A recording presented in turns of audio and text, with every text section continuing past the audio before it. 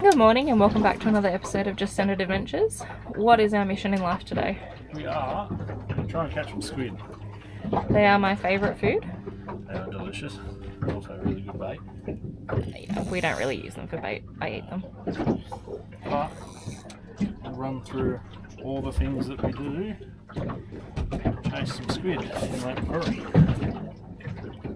So what exactly are you looking for when you're looking for the ideal place to squid? Weed. You need weed in a reasonable amount of water, so like 5, 6, between 5 and 10 metres. You get them in the shallows, but generally only at night. It's big. Do you anchor or drift? You can do both. We generally drift. If there's lots around or you're doing it at night, anchoring up in burley is a really good thing to do. The squid don't necessarily come to the burley, but lots of little garfish and hardyheads and stuff will, and the squid will come in and eat them. Now, number one rule of squidding in Lake Macquarie, always let your wife pick what jigs to use. Exactly. Now typically, in the lake, we only want little babies, because we don't want these big ones that are probably bigger than some of the small squid that are in this school. We'll go little ones on an overcast day today. We'll go nice and bright and colourful. We'll have a little green eye, little pinks and oranges. Anything that's fluoro and is really going to get their attention. But if it was a really, really bright sunny day, you'd go for something that's a lot more natural. Just like a little bit of a flicker through it, whites, things like that. Again, the green eyes I feel like always do the best. That's what you're looking for when you want your best squid jig. So the gear that you require to chase squid, nice light rod, something between say 2 to 4 kilo, 1.5 to 2,500 size reel, braid somewhere between 4 and 10 pound, same with your leader. In saying that, if you're on a really tight budget, I've caught heaps of squid on hand lines. Then the rig, just have a rod length of leader down to a sinker. That'll vary depending on how windy it is, but you do want to stay on the bottom the entire time. And then about 1 foot up, tie a loop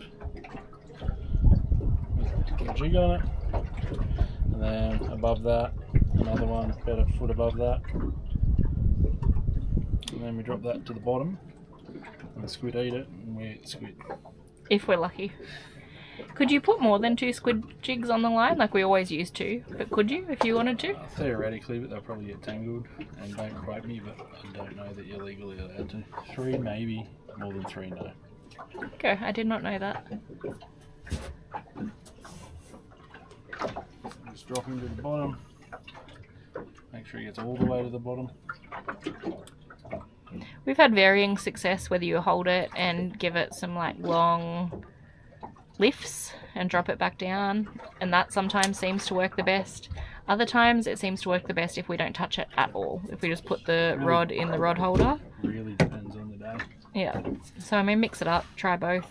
Depends. The more wind there is, generally the rod holder's better. The boat's doing a lot of the work for you. Still gently lifting. And I feel like the boat movement tends to be a little bit more natural than what we can replicate. Yeah. Yeah, you don't really want to do that really quick, strong whips.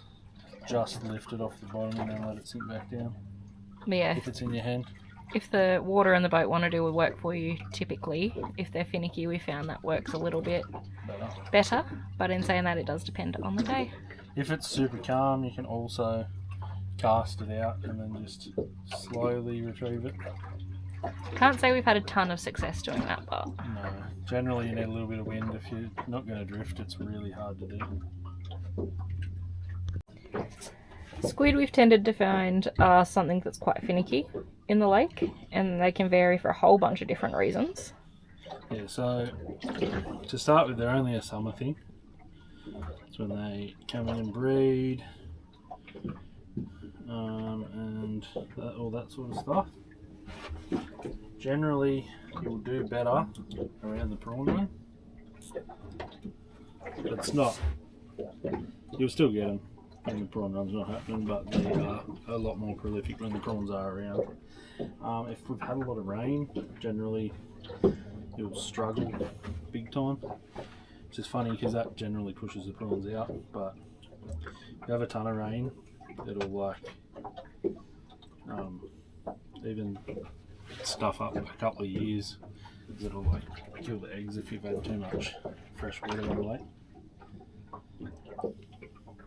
They're all things to take into account if you're heading out to target them.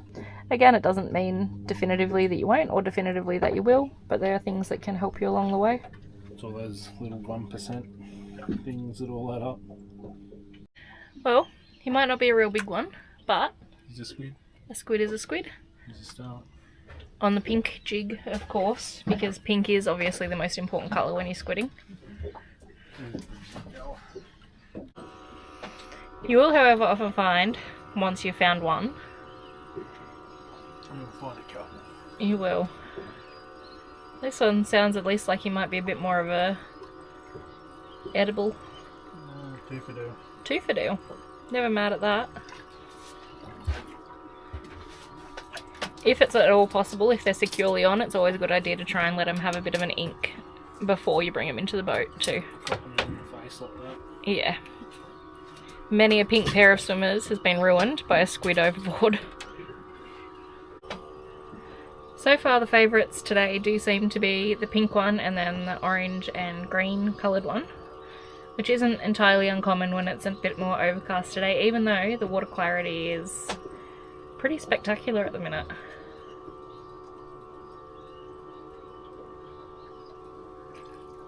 Pink again.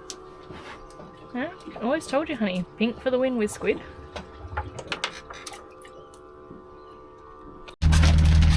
And that is how you catch squid in Lake Macquarie, if you're lucky. We ended up with a nice feed of squid today, ended up with about 8 squid. Gonna get them on ice. And call it, I think.